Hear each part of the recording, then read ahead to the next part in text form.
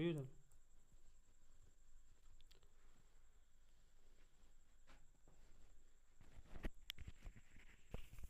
Hello, Radhe Radhe, कैसे भाई सब लोग।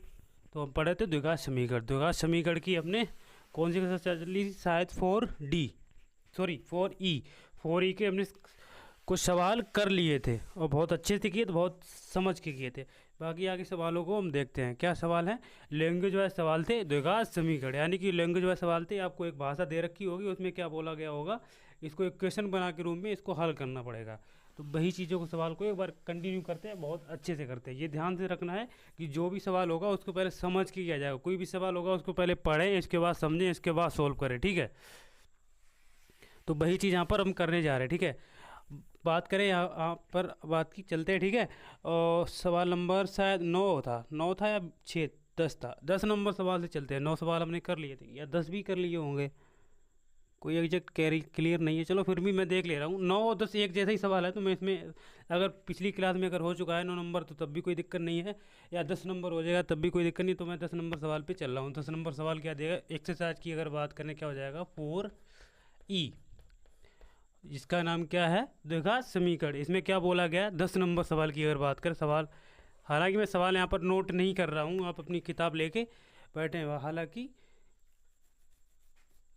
लिख भी सकते हैं सवाल, कोई दिक्कत नहीं, तो मैं लिख भी दे रहा हूँ यहाँ पर। 10 नंबर सवाल क्या बोला गया, एक संख्या तथा उसके व्युत्क्रम का योगफल। एक संख्या, मैं लिख दे रहा हूँ यहाँ पर, कोई दिक्कत नहीं है। एक संख्या एवं उसके व्युत्क्रम का योगफल, व्युत्क्रम का योगफल,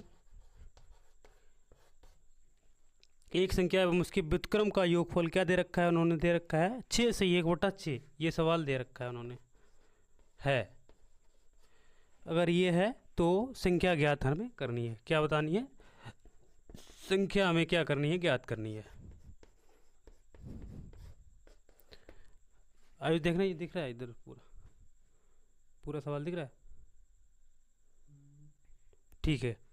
ये सवाल है, क्या बोला गया, एक संख्या एवं उसके व्युत्क्रम का योगफल दिया है। क्या दे रखा है कि एक संख्या है, उसके व्युत्क्रम का योग दे रखा है 6 से 1/6 दे रखा है। ये 6 से 1/6, तो वो संख्या में ज्ञात करनी है। हालांकि इसका अगर ऑप्शन वाइज अगर चेक करा जाए, या तो इसके ऑप्शन अगर दे रखे होंगे तो आप ऑप्शन से ये भी लगा सकते हैं कि उससे जो संख्या दे रखा है उसके व्युत्क्रम का योगफल कितना दे रखा है, उन्होंने ये दे रखा है, तो वो संख्या हमें ज्ञात करनी होगी।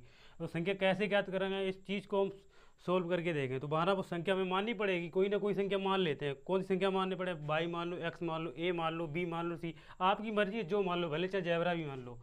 तो क्या हो जाएगा, सोल्व। चाहे हाथी मान लो, कुछ ना कुछ मानना पड़ेगा। तो क्या हो जाएगा, हम लिख ले रहे हैं यहाँ पर माना, हालांकि हाथी फाती नहीं मानना है, यहाँ पर संख्या ही माननी है कोई अचरबद्ध। तो माना संख्या बराबर क्या हो जाएगा, तो माना वो संख्या, बस सीधी सी बात है, ज़्यादातर एक्स ही मानते, तो अपन लोग भी एक्स ही मान लेते, तो वो संख्या हम मान लेंगे क्या हो जाएगी, एक्स हो जाएगी, ठीक है। क्या मान लिया, वो संख्या हमने क्या मान ली, एक्स। और बोला गया उसी संख्या का व्युत्क्रम, यानी जो संख्या हमने मानी है इसी का व्युत्क्रम, मानी उल्टा बोला गया। व्युत्क्रम का मतलब क्या होगा, माना एक संख्या एक्स होगी और तैसे उसका व्युत्क्रम बोला गया, इसका व्युत्क्रम कर दे रहे हैं, उसका व्युत्क्रम उसी संख्या का, उसका जो व्युत्क्रम, व्युत्क्रम मीन्स होता है उल्टा, रेसिप्रोकल। तो क्या हो जाएगा, इसका अगर उल्टा करेंगे, हमेशा ये ध्यान रखना, कोई भी अगर संख्या दी रखी है उसका हमेशा हर में एक माना जाता है। अगर इसको उल्टा अगर हम करेंगे तो क्या हो जाएगा, 1/x या 1/x या 1/x, कुछ भी आप समझ सकते हैं, ये चीज़ होगी। अब सवाल को आगे पढ़ो। एक संख्या उसके व्युत्क्रम, यानी कि जो संख्या थी मान ली हमने x मान ली, इसका व्युत्क्रम भी हमने 1/x लिख लिया। अब क्या बोला, इस संख्या का व्युत्क्रम का योगफल दे रखा है, यानी कि इसका इसका योगफल का मतलब क्या होता है, प्लस ही दे रखा है। ये जब ये प्लस दे रखा तो भाई करते जाएंगे प्रश्नानुसार, प्रश्नानुसार क्या बोला, इसका व्युत्क्रम का योगफल। तो यानी कि जो संख्या x थी, ठीक है, और उसका व्युत्क्रम, यानी व्युत्क्रम क्या निकाला, 1/x, इसका योगफल का मतलब क्या होता है, जोड़, बराबर यही दे रखे हैं कितना, 6 से 1/6। इसको अगर हल करेंगे यहाँ पर तो क्या हो जाएगा, एक्स स्क्वायर होगा, एक्स का में गुणा करेंगे एक्स स्क्वायर हो जाएगा, एक में गुणा करेंगे 10 नहीं 1 होगा, बराबर क्या हो जाएगा, एक्स हो जाएगा, बराबर क्या हो जाएगा, 36 1 37 बटा क्या हो जाएगा 6। क्रॉस मल्टीप्लाई कर लो, इसका इधर गुणा करेंगे 6x² होगा, प्लस का 6 हो जाएगा, ये 37x हो जाएगा, ठीक है ना। 37x को उधर लेके आएंगे तो किसका हो जाएगा, 6x² और माइनस का क्या हो जाएगा 37x और प्लस का 6 अपनी जगह पे है ही, बराबर क्या हो जाएगा जी 0। अब देखो दिख रहा है ये नीचे। अब देखो अब इसमें क्या करना पड़ेगा, अब इसके हमें क्या द्विघात समीकरण तो बन गया, यहाँ तक आंसर नहीं लाना है हमें, इसको हल भी करना पड़ेगा। तो जब ये समीकरण बनेगा इसको हल भी करना पड़ेगा, इसके फैक्टर कर लो। तो पहले हम क्या करते हैं, जो ये होता है 6 का यानी कि सी का गुणांक x एक के जो गुणांक से क्या करना पड़ेगा, मल्टीप्लाई करना पड़ेगा। देखो सी का गुणांक 6 हो जाएगा और एक x² का गुणांक यहाँ पर क्या है, यानी कि सी का गुणा ए में कर दो, यानी 6 का गुणा अगर 36 में करेंगे मतलब 6 का गुणा 6 में करेंगे 36 हो गया। और 36 के ऐसे फैक्टर करने जहाँ पर 37 मतलब 37 होना चाहिए, 36 एकन 36, तो 36 एकन 36 एक यानी 37 हो जाएगा। तो वही हो जाएगा 6x²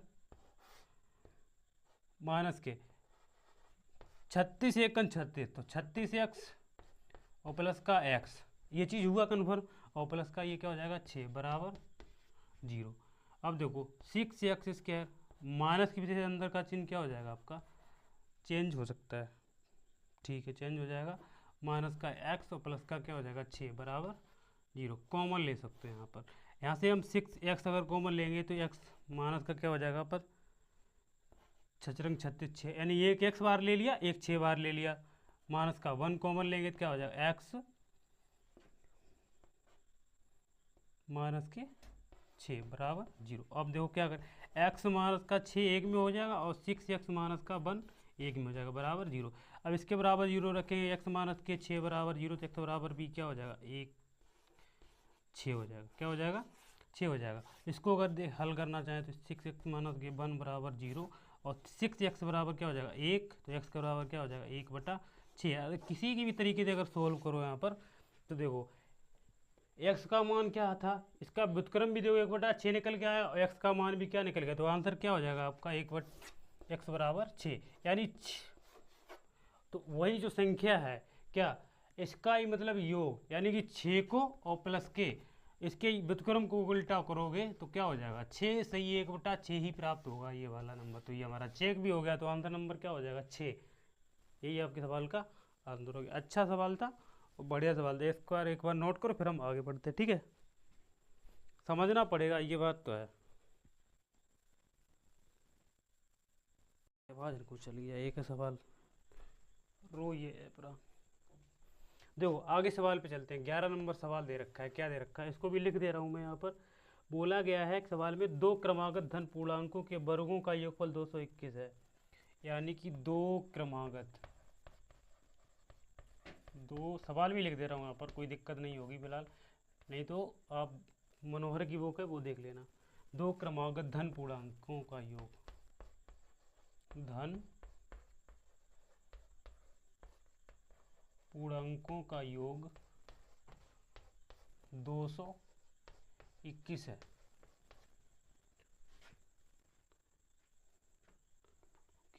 सॉरी धन पूर्णांकों के वर्गों का, धन पूर्णांकों के यहाँ पर लिख देना वर्गों का योग, वर्गों का योग 221 है, तो हमें संख्या ज्ञात करनी है। अच्छा ये सवाल है, इस सवाल को देखो ध्यान से समझो क्या बोला गया है। दो पहले देखो यहाँ पर एक ही काम करना है, क्या सोल्व में क्या करना है, सोल्व में देखो पहले सब जो बोला जाए सवाल उसको समझो। बोला गया है दो क्रमागत धन पूर्णांकों के वर्गों का योगफल। तो पहली बात तो हमें क्या करना हो पता होना चाहिए कि हमें पहले धन पूर्णांक पता होना चाहिए, धन पूर्णांक होंगे क्या, तो वो कुछ ना कुछ हमें मानना पड़ेगा। ऐसे डायरेक्ट हम रख नहीं सकते कि उनके जो वर्ग यानी कि 1 का वर्ग कर दो 3 का वर्ग कर दो उनका योग कर दो 221 हो जाएगा, नहीं होगा। तो ऐसे हमें कुछ ना कुछ अप्रोच लगानी पड़ेगी, कुछ ना कुछ ऐसा करना पड़ेगा जिससे हमारा ये सवाल बन जाए। तो हम क्या करते हैं मान लेते हैं, माना दो क्रमागत धन पूर्णांक, क्रमागत धन पूर्णांक, धन पूर्णांक की अगर बात करें तो क्या हो जाएगा एक x हो जाएगा और दूसरा पूर्णांक की अगर बात करें तो क्या हो जाएगा x प्लस का 1 मान लिया। यानी कि धन पूर्णांक हमने क्या मान लिया है, पहले तो कोई मान लिया x होगा और दूसरा इसके आगे जब बढ़ेंगे तो एक्स में जैसे एक्स कोई भी नंबर अगर एक्स वाई सपोज करो, यहाँ पर मान लिया 10 है एक धन पूर्णांक, और 10 के बाद अगला और क्या बोला, क्रमागत बोलेगा, सीरियल से बोलेगा। यानी अगर इसको यहाँ पर 10 अगर सपोज करो यहाँ पर 10 होगा तो अगला 11 ही होगा। क्यों होगा 11? क्योंकि यहाँ पर सवाल में बोला गया 2 क्रमागत यानी सीरियल नंबर से होने चाहिए। अगर यहाँ पर 11 मान तो अगला 12 ही होगा। इसी तरीके से यहाँ पर एक्स है तो अगला क्या हो जाएगा, एक्स प्लस का 1 ही होगा, एक्स माइनस का 1 नहीं होगा, ये हो जाएगा। और बोला गया सवाल में क्या, प्रश्नानुसार, चलो क्या हो जाएगा प्रश्नानुसार जो बोला गया, क्या बोला गया सवाल में, सवाल में बोला गया इनके वर्गों का योगफल। किन के वर्गों का योगफल? धन पूर्णांकों के। तो इसके वर्गों का योगफल यानी कि पहले का वर्ग कर दिया और प्लस दूसरे का वर्ग का योग ही बराबर किसके दे रखा है, 221 के बराबर दे रखा है। इसको सोल्व कर दे रहे तो एक्स स्क्वायर। अब देखिए यहाँ पर ए प्लस बी का होल वर्ग खुल जाएगा तो क्या हो जाएगा, ए स्क्वायर प्लस का बी स्क्वायर प्लस का 2ab यानी 2x बराबर क्या हो जाएगा, 221। अब देखिए यहाँ पर 1 को उधर लेके जा रहे हैं हम, तो एक एक्स स्क्वायर एक 2x स्क्वायर हो जाएगा, बिल्कुल होगा। और प्लस का ये 2x दिया गया बराबर 1 को उधर लेके जाएंगे, अगर ये प्लस वाला है उधर जाएगा किसका हो जाएगा, माइनस का हो जाएगा। तो 221 में से एक अगर माइनस का होगा यहाँ पर तो 220 बचेगा। जाहिर सी बात है अगर एक को हम 221 में से घटा देंगे 220 बचेगा। अब देखो यहाँ से 2 कॉमन ले रहे हैं, 2 अगर कॉमन लेंगे तो क्या बचेगा, एक्स स्क्वायर प्लस का एक्स बराबर क्या हो जाएगा, 220। 2 से ये भाग में जाएगा, डिवाइड हो जाएगा, कितना 110 बचेगा। तो एक्स स्क्वायर प्लस का एक्स और माइनस का इधर आएगा 110 बराबर 0। मतलब देखो ये समीकरण बन गया। अब इसके क्या करने पड़ेंगे, हमें फैक्टर करने पड़ेंगे, इतना तो करना ही पड़ेगा। अब देखो 110 के ऐसे फैक्टर करने जो हमें क्या प्लस में बीच का क्या लाना है, हमें ए को लाना है। तो 11 धाई 110, 11 में से 10 जाएगा तो एक बच जाएगा, तो भाई का हो जाएगा यहाँ पर ये हो जाएगा एक्स स्क्वायर प्लस का 10 11 एक्स माइनस के 10 एक्स और माइनस का दे रखा है 110 बराबर क्या हो जाएगा 0। कॉमन लो यहाँ से अगर x कॉमन लेंगे तो क्या हो जाएगा, x प्लस का 11 एक में हो जाएगा, माइनस के 10 कॉमन लेंगे तो x माइनस के 10 11 ही हम क्या हो जाएगा 110 बराबर 0। माइनस भी अंदर का चिन्ह क्या हो जाएगा, चेंज हो प्लस हो जाएगा। तो x माइनस का 10 ये हो गया और एक में x प्लस का 11 ये हो जाएगा बराबर 0। अब एक एक के बराबर 0 रखो तो x प्लस की 11 बराबर 0 रखेंगे तो x बराबर क्या हो जाएगा, माइनस की 11। और माइनस का कोई भी पूर्णांक माइनस का नहीं दे रखा होगा तो ये क्या हो जाएगा, अमान्य हो जाएगा, क्योंकि माइनस में तो आना ही नहीं है। बाकी x प्लस के 1 बराबर 10 बराबर 0 किसका, माइनस का। तो x बराबर क्या हो जाएगा, माइनस का उधर जाएगा प्लस का 10 यानी प्लस का पॉजिटिव। यानी पहले पूर्णांक को क्या माना था हमने यहाँ पर 10 माना था, तो यानी कि x का जो माना था यहाँ पर देखो अभिष्ट पूर्णांक क्या हो जाएंगे। तो x का तो मान हमने 10 निकाला, अगला क्या जाएगा x प्लस का 1 यानी कि 10 प्लस का अगर 1 करेंगे तो क्या हो जाएगा 10 का 11। तो अभिष्ट पूर्णांक क्या हो जाएंगे। इसको अगर देखो अगर चेक करना है तो चेक भी कर सकते हैं। वर्गों का योगफल बोला गया, 10 का वर्ग करेंगे 100 हो जाएगा, 11 का वर्ग करेंगे 121 हो जाएगा। इनको अगर प्लस भी करेंगे तो क्या हो जाएगा 221 ही आएगा। बस अपना आंसर भी चेक हो, सटीक आंसर आ गया। तो ये सवाल का आंसर क्या हो जाएगा, x बराबर 10 हो जाएगा, एक क्या हो जाएगा 11। अभिष्ट पूर्णांक कौन कौन से हो जाएंगे 10 का 11। इस सवाल का आंसर ये रहा। इसको नोट करो फिर हम आगे बढ़ते हैं। दिखना रोका।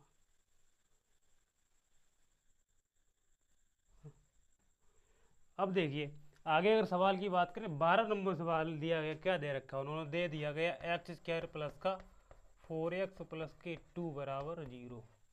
शायद हमने ये सवाल कर लिए थे मेरे हिसाब से,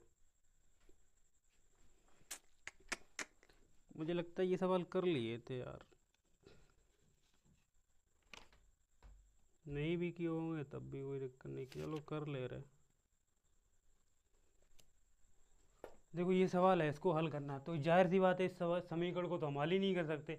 क्या 2 के फैक्टर करने से 4 बच जाएगा, यानी 4 कैसे तो 2 हम कर सकते हैं, 2 दूनी में नहीं 4 कैसे भी 2 नहीं होगा। अब 2 को यानी कि छोटी चीज़ को बड़ा कर सकते हैं, क्या मतलब छोटी चीज़ को 2 बड़ा तो कर सकते हैं, लेकिन यहाँ पर जाहिर करना मतलब मुश्किल हो जाएगा छोटी चीज़ को बड़ा करना। और बड़ी चीज़ को छोटा किया जा सकता है मेरे हिसाब से, वही चीज़ है, छोटी चीज़ को बड़ा नहीं कर सकते हैं और लेकिन बड़ी चीज़ को तो छोटा किया जा सकता काट काट के। तो वहीं पर यहाँ पर देखो ये ज़्यादा ही कॉम्प्लिकेटेड हो गया। तो ये सवाल तो मुमकिन है, तो हम क्या करते हैं, एक काम करते क्या करते हैं, इसको तुलना कर लो। ए एक्स स्क्वायर प्लस के बी एक्स प्लस के सी बराबर 0 से क्या करने पर, तुलना करने पर जो वही करना है जो पहले कर दे आए हैं। ए की अगर बात की क्या हो जाएगा 1 हो जाएगा, बी के मान की बात करें तो प्लस का 4 हो जाएगा, सी के मान की बात करें 2 हो जाएगा। और जिस की फैक्टर नहीं होता उसमें एक फॉर्मूला लगता है क्या, श्रीधराचार्य जी, श्रीधराचार्य जी, या फिर बोल सकते हो द्विघातीय सूत्र, द्विघातीय सूत्र, या फिर बोल सकते हो मूल सूत्र। सबका फॉर्मूला एक ही होता है, हम बता सकते वो बता भी रखा है। तो एक्स बराबर क्या होता है फॉर्म, माइनस के बी प्लस माइनस, और रूट के अंदर क्या होता है आपका बी स्क्वायर माइनस के 4ac अपॉन पूरे के क्या होता है 2a। यही वाला फॉर्मूला यहाँ पर पुट कर देना, बाकी आपका सवाल आपके। अब देखो एक्स की अगर बात करें तो एक्स बराबर माइनस के बी, तो माइनस के 4 प्लस माइनस हो जाएगा, रूट के अंदर बी का मान 4 का वर्ग हो जाएगा, माइनस 4 इंटू ए के अगर मान की बात करें तो 1 हो जाएगा, सी के मान की बात करें तो 2 हो जाएगा, अपॉन में क्या हो जाएगा 2 इंटू ए का मान 1। इसको सिंप्लीफाई कर लो तो एक्स बराबर माइनस के 4 प्लस माइनस रूट के अंदर 20 के 4 चौके 16 में से 4 दूनी 8 हो जाएगा, नीचे क्या हो जाएगा आपका 2। एक्स बराबर माइनस के 4 प्लस माइनस रूट के अंदर 16 में से 8 जाएगा तो 8 बचेगा, नीचे क्या हो जाएगा 2।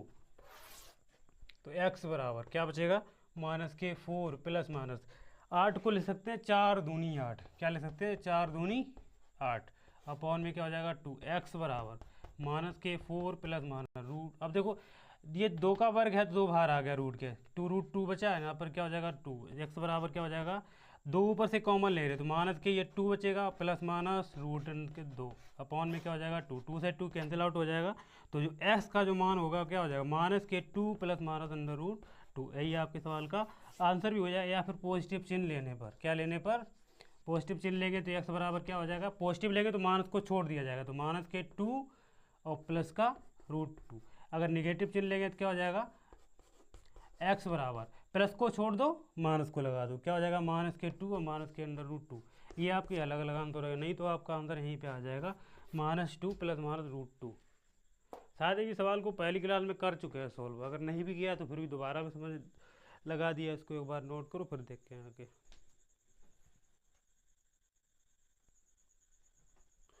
देखो भाई आगे सवाल 13 नंबर सवाल। देखो इस सवाल को सोचना पड़ेगा थोड़ा, क्या बोला गया, मैं लिख दे रहा हूँ यहाँ पर सवाल क्या दिया गया। 2 क्रमागत धन विषम पूर्णांकों को ज्ञात कीजिए जिनके वर्गों का योग 290 यानी, मैं लिख नहीं रहा हूँ, किताब अगर होगी तो सब लोग देख पाएंगे। क्या सवाल में दिया गया है कि 2 क्रमागत धन विषम पूर्णांक, 2 क्रमागत धन विषम पूर्णांक, तो हम क्या करते हैं माना 2 क्रमागत धन विषम पूर्णांक, पूर्णांकीकार पाद। अच्छा ये देखो यहाँ पर सुनने को अगर देखो समझने को थोड़ा समझना पड़ेगा कि 2 क्रमागत धन विषम पूर्णांक की अगर बात करें तो हमें मानना, पहले तो चलो हमने मान लिया एक्स मान लिया, दूसरा तो हमें एक्स प्लस का 3 मानना पड़ेगा कि यही विषम हो जाएगा। सपोज करो यहाँ पर जैसे कोई भी अगर विषम पर आप अब ये सोचेंगे यहाँ पर एक्स प्लस 1 क्यों नहीं दिया गया, 1 इसलिए नहीं लिया गया है, एक्स का जो भी मान विषम में रहेगा, जैसे एक्स की बात करें तो एक्स का कोई भी सपोज कर लो विषम मान, कोई भी सपोज कर लो, जैसे यहाँ पर अगर एक विषम संख्या होती है तो एक अगर सपोज किया तो अगला यहाँ पर एक्स प्लस का अगर 1 करेंगे, यहाँ पर सोचने वाली बात है, तो एक्स प्लस का 1 करेंगे 2 हो जाएगा, और 2 क्या हो जाएगा सम संख्या हो जाएगी, तो क्या हो जाएगा गलत हो जाएगा आंसर।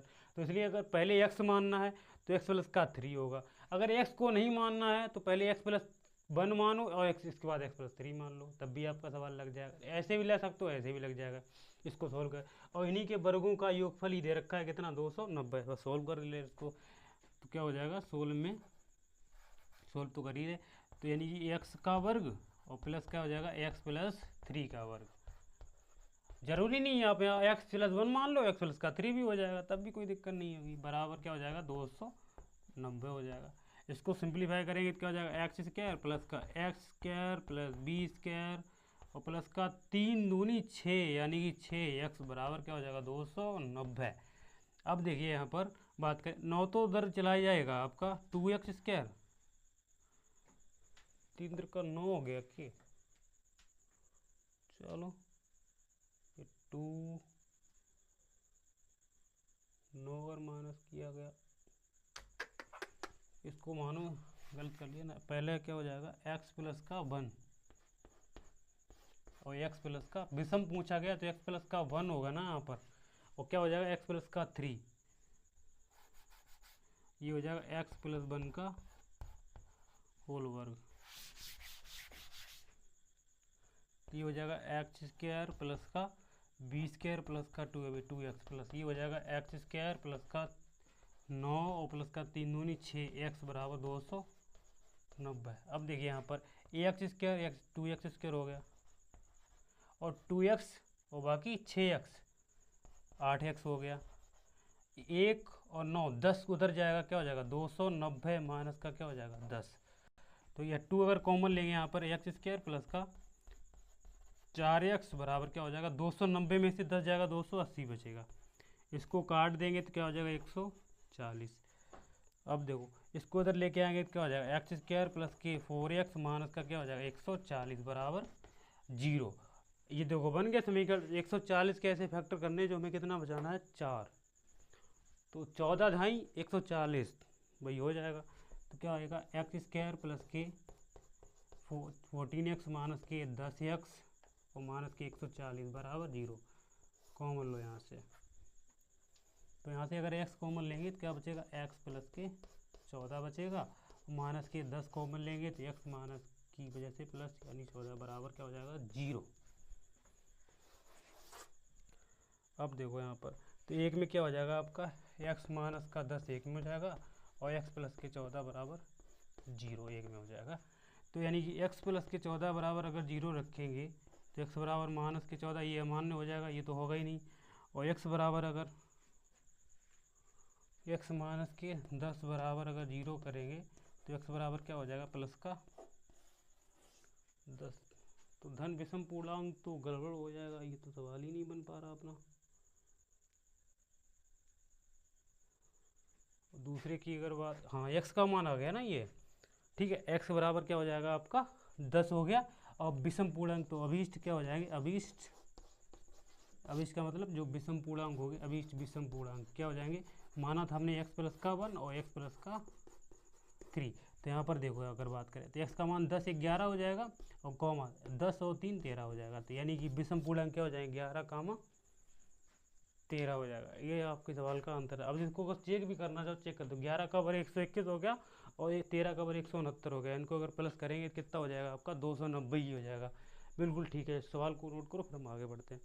तो ये ध्यान रखना, थोड़ा ये कन्फ्यूजन में हो गया था कि एक्स तो मान ही नहीं सकते ना, एक्स के बाद अगर कोई भी मान होगा तो सम में हो जाएगा। तो हमें दो पूर्णांक माने एक्स प्लस का 1 और एक्स प्लस का 3 विषम पूर्णांक। ठीक है, इसको नोट करिए फिर हम आगे बढ़ते हैं।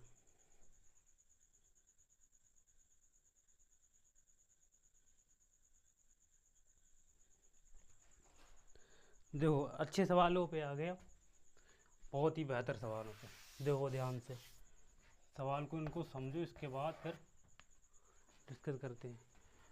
देखो सवाल क्या दिया गया 14 नंबर सवाल में, क्या आम की ऐसी बगिया बनाना संभव है जिसकी लंबाई चौड़ाई से दोगुनी हो।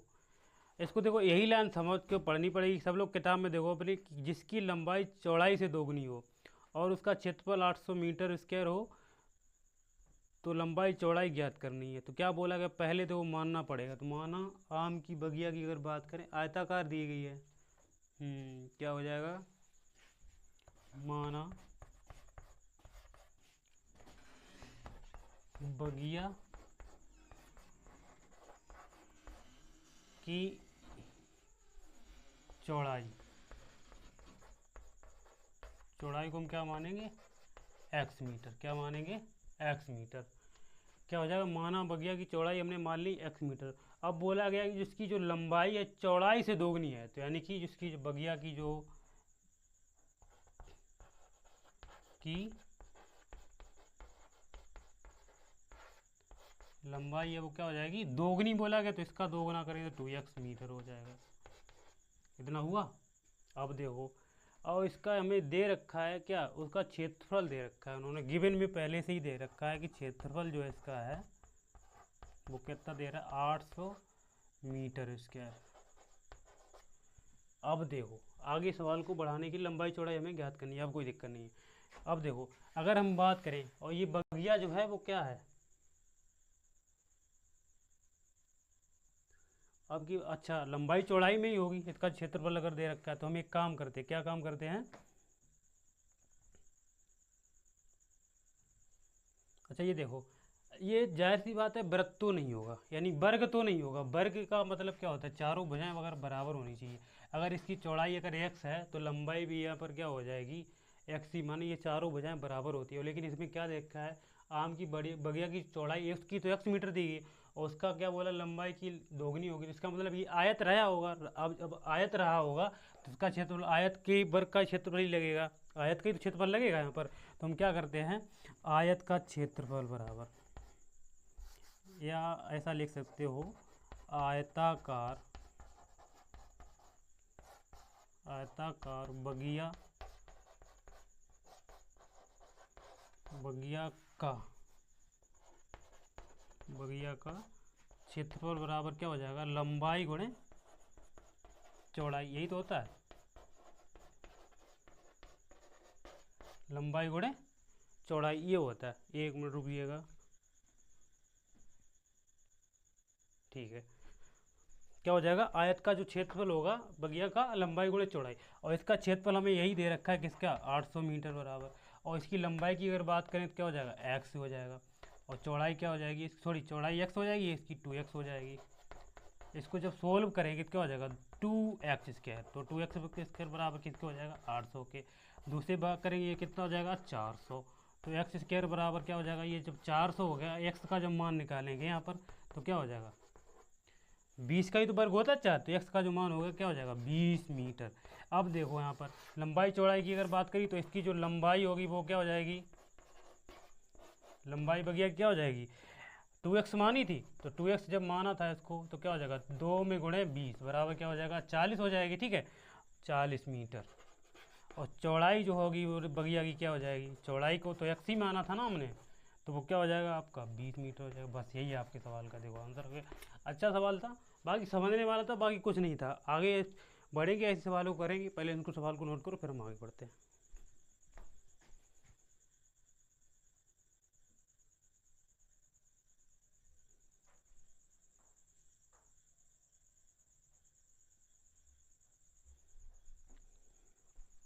बाकी कुछ था नहीं इसमें, बस मानना क्या था। और ये हमें पता, देखो इसमें ये सवाल में ये दिया नहीं गया है लैंग्वेज में कि ये आयत है या, ऐसा तो कुछ दिया ही नहीं गया, ये आयत है या वर्ग है, ये ध्यान रखना। इसमें ये सब कुछ दिया ही नहीं गया, कि इसमें हमें सीधा दे दिया कि जो लंबाई है चौड़ाई की दोगुनी है, ये ध्यान रखना। अब ये ध्यान रखना, अगर ये वर्ग होता, अगर वर्ग की बात करें, वर्ग होता तो वर्ग में चारों भुजाएं बराबर होती है। और लेकिन उन्होंने सवाल में दे पहली कंडीशन दे रही कि जो इसकी जो लंबाई जो है चौड़ाई की दोगुनी है। 15 नंबर सवाल देखो, बोला गया दो मित्रों की आयु का योग 20 वर्ष है, और 4 वर्ष पूर्व उनकी आयु का गुणनफल 48 था। अरे वाह, क्या सवाल है, 15 नंबर सवाल दिया गया है। चलो कोई नहीं, देखते हैं।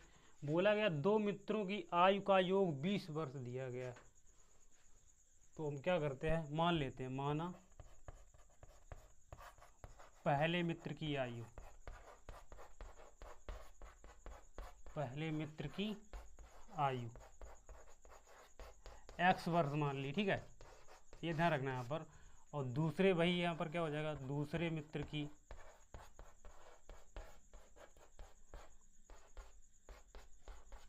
दूसरे मित्र की आयु क्या हो जाएगी, हमने मान लेंगे 22 वर्ष, ये ध्यान रखना, ठीक है। अब कंडीशन, फर्स्ट कंडीशन में अगर देखो क्या हो जाएगा, फर्स्ट कंडीशन में क्या बोला गया है, फर्स्ट कंडीशन में हमें दे रखा है कि उनकी जो आयु का योग है वर्षों का, वो 20 वर्ष दिया गया है। यानी इनका जो योग यानी x + y बराबर क्या हो जाएगा, 20। समीकरण नंबर इसको हम क्या मान लेंगे, फर्स्ट। सेकंड कंडीशन में क्या बोला गया है, सेकंड कंडीशन में क्या दिया गया है, सेकंड कंडीशन में दिया रखा है कि उनकी आयु का, आयु वर्षों का गुणनफल, यानी कि इनका उनका गुणनफल क्या दे रखा है, यानी x × y बराबर तुम्हें दे रखा है कितना, 48। बस इसको मान लेंगे हम समीकरण नंबर 2। क्या मान लेंगे, 2 मान लेंगे। अब पूछा क्या गया हमें, क्या पूछा गया, वर्तमान आयु पूछी गई नहीं है, ठीक है, यानी एक्स वाई के हमें मान पूछे गए। तुम क्या काम करते हैं, पहले एक काम करो, क्या तो गड़बड़ हो जाएगा फिर तो। कोई नहीं कोई नहीं कोई नहीं। ठीक है, एक काम करो, चाहे इसका मान निकालो। यहाँ अगर देखो समीकरण नंबर 2 से, समीकरण 2 से क्या करेंगे, समीकरण 2 से क्या, x का जब यहाँ से मान निकलेगा तो क्या हो जाएगा, 48/22 हो जाएगा। y कहाँ जाएगा भाग में, मान समीकरण 1 में रखने पर। अब देखो x की जगह पे, यानी कि समीकरण 1 में रखें तो 1 की जगह क्या हो जाएगा, 48/22 और प्लस का y बराबर क्या हो जाएगा, 20। इसको सोल्व करेंगे क्या हो जाएगा, 48 प्लस के 22 और जो नीचे y आ जाएगा क्या हो जाएगा, उधर 20 हो जाएगा। 20 को इधर लेके आ रहा, y हो जाएगा ना, तो 22 और माइनस के 20y और प्लस का क्या हो जाएगा यहाँ पर 48 बराबर। ये इक्वेशन आपकी बन गई। ठीक है, इसको अगर हल किया जाएगा, देखो ध्यान से अगर आ जाता है 48 कैसे फैक्टर करने, 20 लाना हमें, तो क्या हो जाएगा 48, 20 लाना है बीच में, तो 24 दूनी 48 नहीं होगा, 16 तियाँ 48 ये भी नहीं होगा, 8 छिंग 48, 8 6 14 हो जाएगा, ये भी नहीं होगा। फिर तो 48 के अगर फैक्टर करे जाएंगे तो क्या क्या हो जाएगा, 6,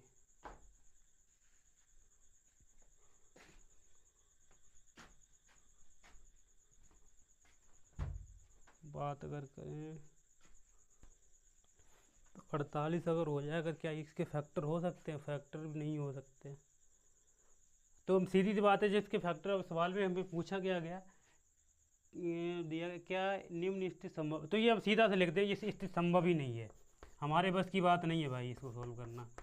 ये जो गणित किताब लिखी है मनोहर जी ने, वही सोल्व करेंगे इसको। इसमें क्या हो जाएगा, ये हमारा बैच के बस की बात नहीं है, हम सीधा सा लिख देंगे, ये स्थिति संभव नहीं है। अगर इसको देखो एक्स वाई अगर चेक भी अगर किया जाएगा, तो चेक भी अगर करते हैं, देखो यहाँ पर जैसे मालूम है एक्स प्लस वाई का वर्ग का फॉर्मूला क्या होता है, a² प्लस का b² प्लस का क्या होता है 2ab, यही तो होता है। अब देखो एक्स प्लस वाई के अगर मान की बात करते हैं, यहाँ पर 20 का वर्ग होगा, x² प्लस का y² कहाँ से अगर मान निकाला जाएगा तो क्या हो जाएगा, और प्लस 2 इंटू एक्स वाई का मान हमें दे रखा है 48। ठीक है, 48 दूनी 20 का वर्ग करेंगे क्या हो जाएगा, 400 हो जाएगा, और 48 दूनी 96 इधर आ जाएगा आपका, बाकी क्या हो जाएगा x² प्लस। तब भी ये देखो कंडीशन मेरे हिसाब से फुल फिट नहीं बैठे, तो ये भी आपका यहाँ पर सीधा सा हम लिख देंगे, नहीं ये ऐसा संभव नहीं है। ठीक है, बाकी यहाँ पर ऐसा करने के बाद यहाँ पर ये फैक्टर का क्वेश्चन बना देना, बाकी यहाँ पर सीधा सा ऐसा ही छोड़ देना। ठीक है, बाकी हम क्या करते हैं, आगे सवालों को बाद में देखेंगे, इतने सवाल को आप पहले बात रिवीजन करके आइए, बाकी जो बचे सवाल को आगे हम कंटिन्यू करते रहेंगे। ठीक है।